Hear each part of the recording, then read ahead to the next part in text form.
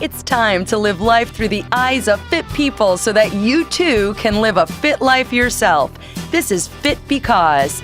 I'm one of your hosts, Jennifer Zerling, but you can call me Jay-Z. I'm a fitness and age management expert, author, speaker, as well as an international health advocate. And I'm your other host, George Veeder. I'm an entrepreneur, cattle rancher, fitness enthusiast, and a 6-time rodeo champion who has a huge amount of knowledge to share with you in the area of self-improvement. Oh, he does. Get ready to learn how to bridge the gap between knowing what to do and doing what it takes to become physically, emotionally, mentally, spiritually, and financially fit. You ready, Jay-Z? Oh, I'm ready, George. Let's dive in. What's up? We're back. Jay-Z and George Veeder here, and I'm so excited about this topic because both you and I are living the dream. Yeah. The topic is aging well. Everybody freaks out, especially in Hollywood, about getting older, and they lie about their age, they don't embrace their age, and they're just trying to be who they're not, and I just don't think that people need to do that anymore. Yeah. So the goal of this episode is to teach people usable tools on how to age well, no matter where they're at in their journey. It's time to start to think differently about this. Yeah, I totally agree. And I think chronological youth is overrated. Actually, as you get older and you have experience, if you learn how to maintain and continue to have energy as you age, then you have the experience with the vitality, which makes life explosive and magical. That's what we're talking about today. And my friend Joey, he's a physician, he said there's a difference between chronological age and plasticity of age. So interesting stuff. We both gave our top 10 list. So let's try to bang through that. And if we start to elaborate a little bit, then maybe the audience will have to hear another episode on this topic. Yeah, it might be top 6 and top 5 or something like that. But whatever it might be. Yeah. But all of these are important, I'm sure, if it's on the list. Yeah, it will be. So I'll start off. Number one, people need to stop thinking that they don't have to sleep a lot. People are always like, oh, I get like anywhere between 5 and 7 hours of sleep. People need at least 7 hours, sometimes 8 hours of sleep.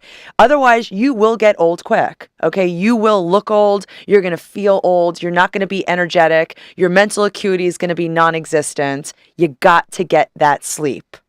Yeah, definitely. Right? And I think that as we age, our body tells us that too, right? We need to listen to our body. Yeah, well, your body repairs itself during sleep. That's when your growth hormone is high. Right. All of your hormones are circulating in the body to repair the cells. And if you have a virus because someone at work decided to not stay home, that virus is in your system. Your body will either fight or flight from that virus. So if you sleep, your body has an opportunity to fight against these viruses and bacterium so that you don't feel like crap the next day. Yeah, definitely. And so my number one would be always have goals in front of you, because a lack of energy makes you old and more energy makes you younger. Totally. Yes. So in order to have energy in your life, you have to be looking forward. You have to be excited about something. You have to be engaged in something. I have the advantage of working with a lot of successful people in my professional practice. And I get to see the differences between people that work hard for 40 years and one day they just stop working. I don't get that, do you? No matter how wealthy they are, if they just stop working, they start digressing. Yeah, because there's no purpose. And they look older than they did when they were engaged in whatever their profession was, right? Mm-hmm. But people that modify and continue to stay engaged in their life and have things to look forward to and they're driving towards things, maintain a youth about them. And that's really key.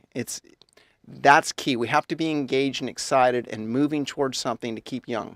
And you know what? I want to elaborate on that because when I was working for Cenegenics, the age management clinic, there was a guy that came in. He was 74 years old and he felt very old. And, you know, he was very depressed. He's on all these antidepressants and everything. And he's a very smart man. So I said to him in the evaluation, I said, you know what?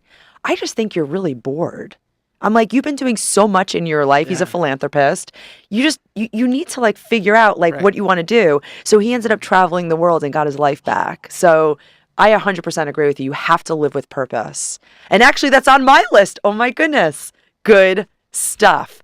Another thing is we have to find our community. I think Yeah. that a lot of people, they live on this island all by themselves in their minds, rhetorically speaking. So they end up struggling with, well, what does life, have for me in the future? And there's that fear, and we got to get away from that and just surround ourselves with people, which is why I love hanging out with you, because you lift me every dang time I see you. I'm just so excited to be around you. So if we can surround ourselves with people who we want to be like or thrive from, Yeah. then that's going to also keep us young. Yeah, absolutely. In fact, I have a client that's 93 years Do old. they do that for you, by the way? You I'm just totally kidding. do. Yeah, Just yeah. kidding. Just so I do the tit for tat that I totally draw energy from Just you. I do. And I'm cognizant of people that actually feed me energy and people that suck energy from me. And you have to let certain people go. You can love them, but you don't have to hang out with them. That's right. And you need to attract people and be around people that feed you energy. And anyway, I have this 93-year-old client that's very vital. He's on it, still drives, has all kinds of stuff going on. He's awesome. At You'd 93. never in a million years think he's 93. So I asked him, his first name is Jim. I said, Jim, can you tell me what, if you could capsulize, what makes you younger than the other people your age that you know? What are some of the keys? Great question. Give me some type of a bullet point. He said, keep finding younger friends. He goes, because as your age group ages and people start passing away and having health problems, you get sucked into that mentality, you expect the same thing for yourself. He said, but he's made it a rule to reach out and purposely befriend people that are younger than he is, and that makes him think differently, and that's helped him to age better. That is amazing. And that's actually on my list. Oh, awesome. Isn't that amazing? Like hanging out, because to that point, like especially now in corporate jobs, people are, in the, 50 years and up is what, the baby boomers? Right. So the baby boomers are a little bit lost because they ultimately, don't know how to run technology. They're very limited with, cellular phone usage. They don't know like what their phone can do. So they stick to the very bare minimums. Yeah. And when something gets done, they actually feel like their job is threatened because the younger generation is that much Right. ahead. But if you befriend younger people and learn from them, then you're actually keeping yourself engaged with purpose and with the times. And it helps you to think differently, right? It helps you to think. And whatever we focus on gets bigger in our life. So if good things, vibrant things are bigger in our life, are more in the front of our attention span, and we move towards those things. And if aging or the societal messages about aging and becoming more decrepit, etc., are what we're focused on, then that's where we're going to go. Right. So what's your next one? Okay, my next one would be to physically train every day, which is a big hot spot for me, right? And I know it's your expertise and is your life mission helping people to engage in that. But I love to train. In fact, Jack LaLanne, one of my heroes, probably most people viewing this at least have heard of him or know who he is. He died a few years back. He was 96 when he died. He worked out for 2 hours that morning that he died. He had pneumonia. He just wouldn't go to the doctor. Who knows how long he would have lived, Right. He was just incredible. But he used to say he goes to the gym every day to recapture his youth. Mm-hmm. And that's something that totally resonates with me. I totally Flex go to your the biceps, gym. by the way. Show people what you got because you're pretty freaking fit. Well, thank you. I mean, I love to go to the gym, so it's not something I have to force myself to do. It hurts me not to go to the gym. Right. And also, if you have goals, if you are driving towards something and vitality is important to you and a part of your mission to get where you're trying to go, then you have to train your body. Life is intense and we have to train for life, whatever our life missions are.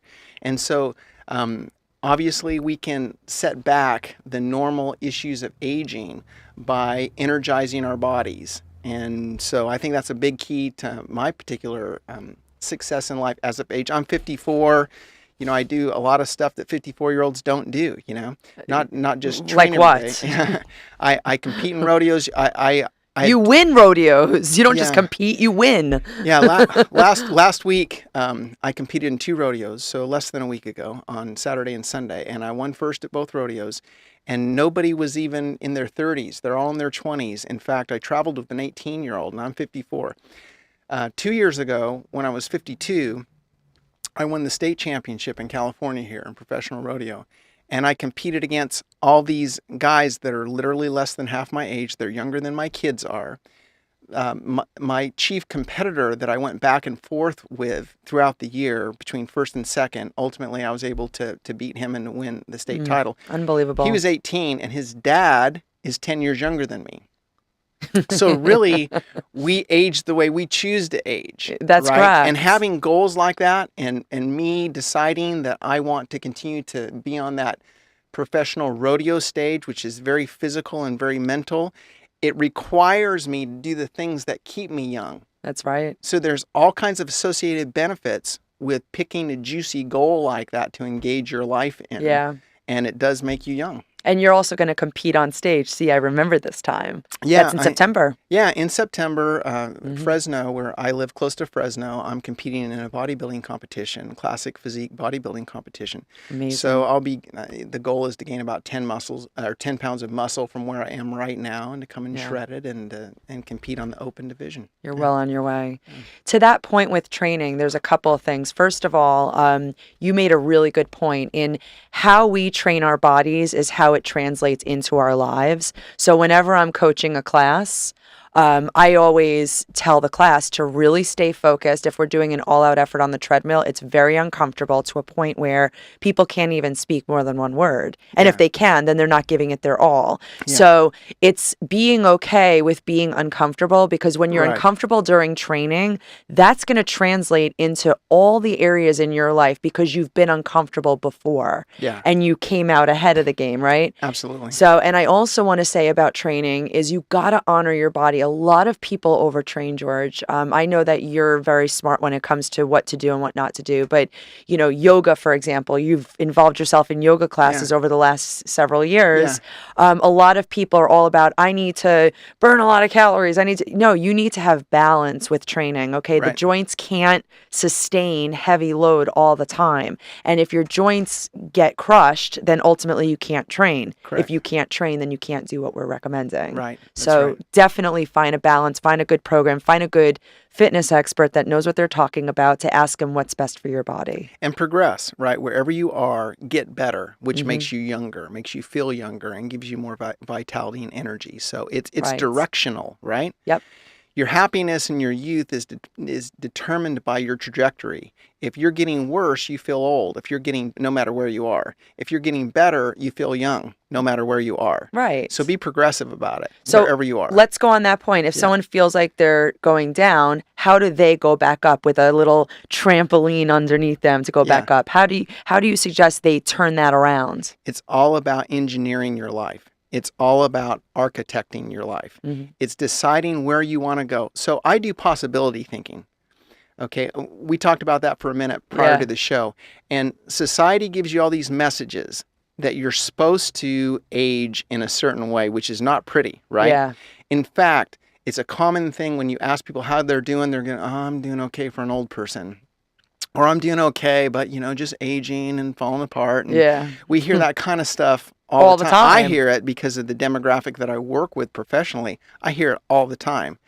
So we have to retrain the way that we think. Mm-hmm. And communicate. So part of that is, we have our nutrition that will help us have more energy and do better physically, which translates into our emotional, physical, spiritual life, right? Mm-hmm. All of them are connected.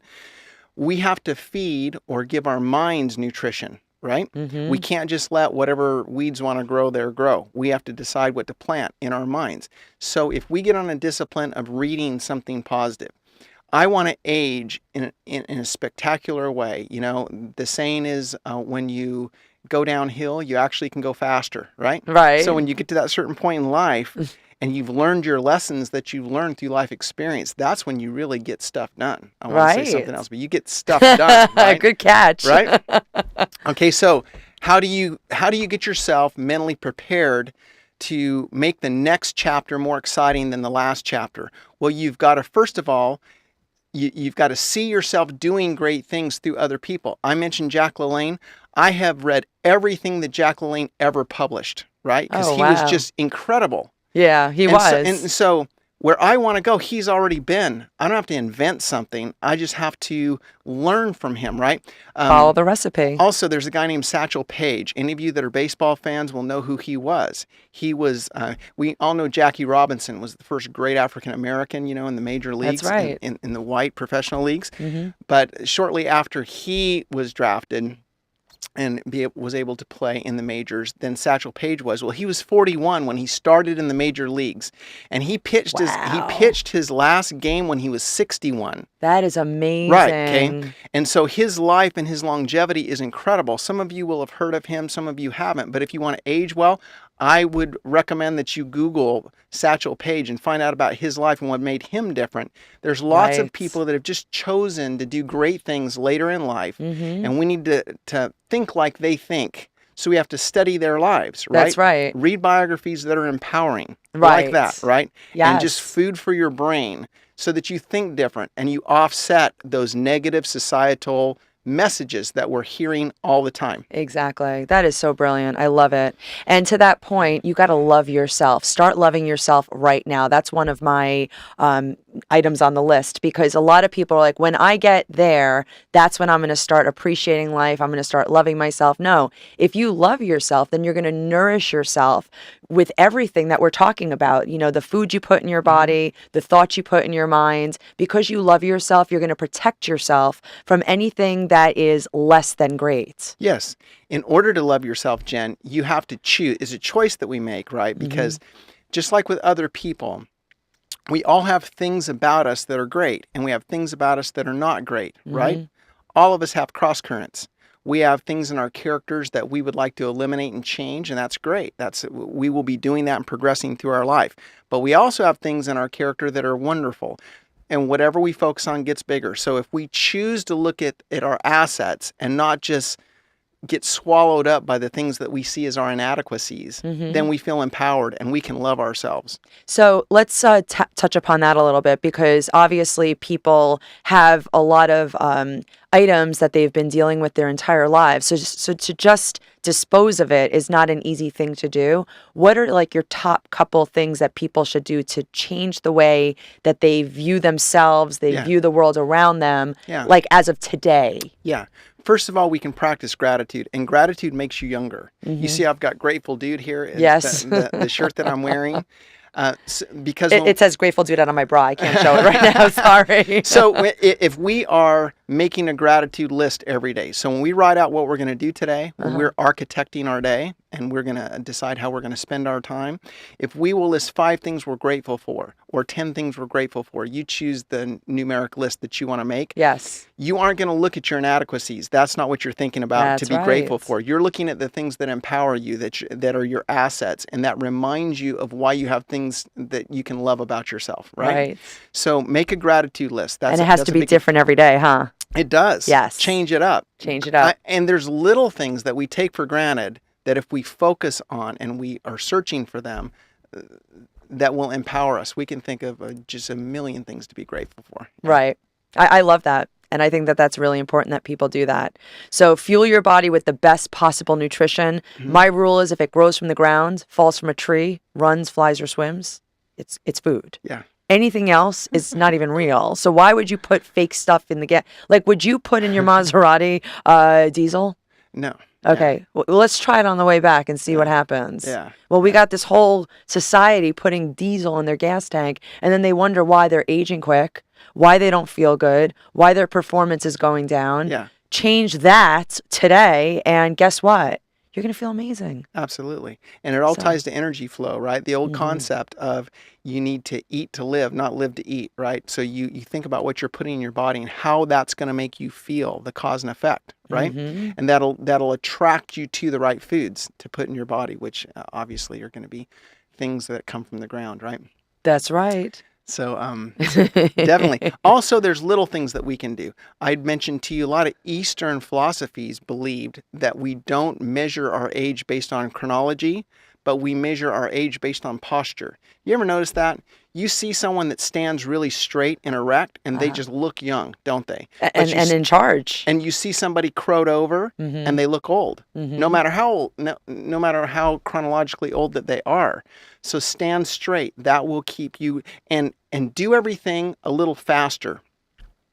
The universe loves speed, and if you go slow, that does not require a lot of energy, and it doesn't make you feel powerful. If you walk 10% faster or 25% faster, you feel like you got someplace to go.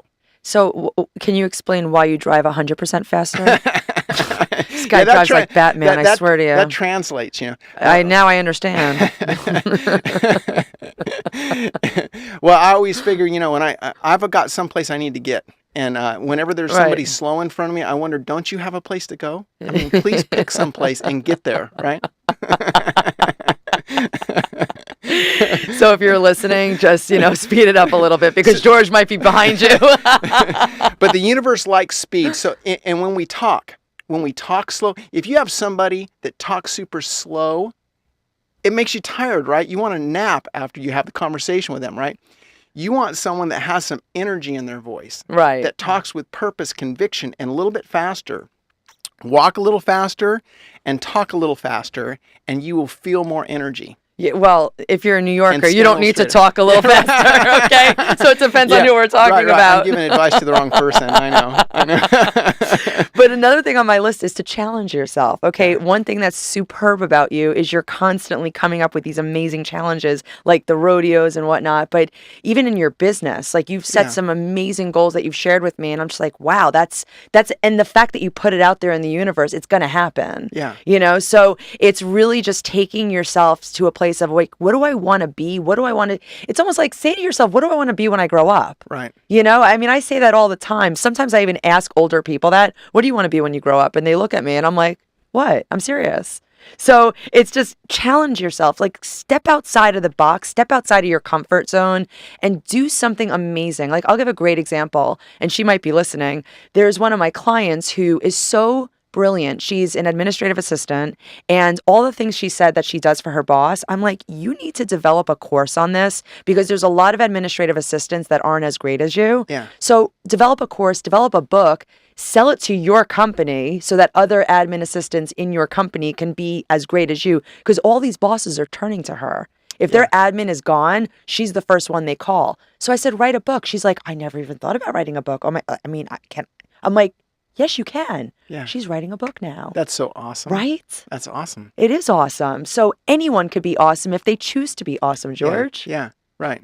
Like another thing that resonates with me is, we only have one life to live, but if we live it correctly, one life's enough. I agree. It's organizing our time and having energy and picking goals and deciding.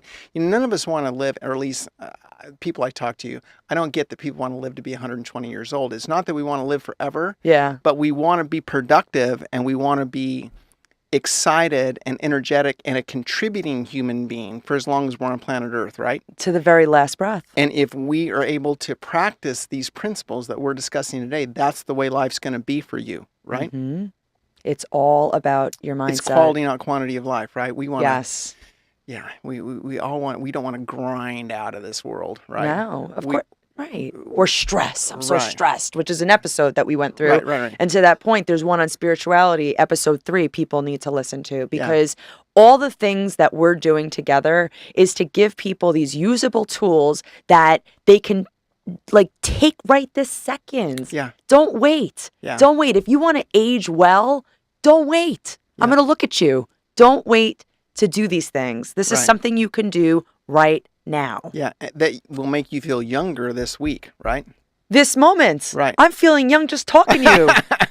Jeez. You are young, Jen. I am young. No makeup, by the way.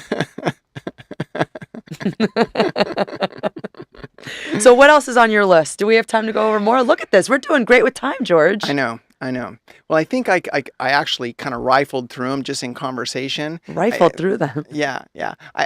I think the real key is that optimism is a choice. I wore this shirt today because the brand Life is Good, most people, I think, listening to or watching this vodcast will at least recognize, Jake, the stick figure, and the Life is Good, symbol and logo. Yes. Well, I got to spend a week with Bert Jacobs, one of the two brothers that founded that company and run that company.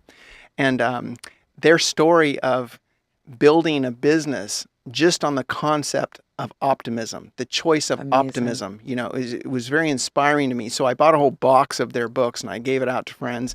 I wanted everybody to get something from their story, right? That's the amazing. reality of their life. But being optimistic is a choice. It is an act of faith because we believe something good's happening around the corner that we can't see yet, right? But it gives energy to us in our life. It makes us want to get up early and stay up late. It makes us want to contribute, and it fills us with a sense of goodness in our life that attracts people, that lifts other people up, that will equate to our energy level. And so that's the biggest thing, I think, physically training, nutritionally, having a plan and having a sound nutrition program in your life, right, to empower and enrich your body, thinking a certain way, reading biographies, standing straight, walking a little bit quicker, living life with a little more speed and energy. All that stuff is super important, but it's energy level. Everything we do to create more energy in our life and more possibility in our life and thinking different so that we can age progressively instead of regressively. Love it. That's possible. Agreed. I'll just give you one.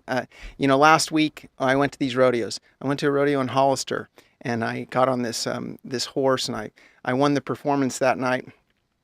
And then the next day I was blessed to be able to win another rodeo up in Guerneville.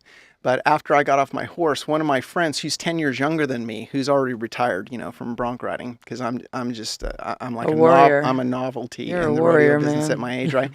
But he helped me get my horse out, and anyway, he was very complimentary after I rode. And then I showed you the text. He shot me a text afterwards, Yes. that just told me I made a great bronc ride, and that he said is very inspirational. And I thought, that's really a lot of what it's about. Mm-hmm. Living our lives in a way that we're contributing to others, that through us people see greater possibility. That's right. For them, right? Mm-hmm. That it's not all about just our achievement. It's about contributing to others' lives, adding value to people through our example. Right. And I tell people that all the time with weight loss, okay? Because when people take on this weight loss challenge for themselves, I say, do you realize how many lives you're going to impact that I wouldn't have been able to impact? Yeah. They don't know me. Yeah. And when they do know me, it's not the same as knowing someone and saying, wow, look at the transition that transformation you're making with yourself. I mean, I can do this. Yes. So live as if you're living on stage. All the world's a stage and all the men and women merely players. They have their exits and their entrances, right? That's right. It's exciting. It's we just super get exciting. to create whatever we want to create. We need to have that on one of our episodes, just the process of creating versus competing through our lives. Love that. So let's do that on one of these podcasts. We're going to definitely do that, George. Well, Jen, I love sharing space with you and talking about these themes, and I feel empowered by doing this, and hopefully we connect with people. This gives a little bit more energy, too, to help them more efficiently get to where they want to go in their life. God bless everybody this week, and look forward to seeing them on our next podcast. Love it, and I love you guys. This has been Fit Because, hosted by Jennifer Zerling and George Veter. Be sure to follow us on social media at Fit Because Show on Instagram, Twitter, and Facebook. And for past episodes, be sure to visit our website at fitbecause.com. Also, please subscribe to our show on iTunes and be sure to rate and comment. You may always request topics for our subsequent episodes. And if you love this episode, please share it with someone you love so that we can continue spreading our mission to help people be fit. Until next time, take care of yourself and know that your future is Fit Because.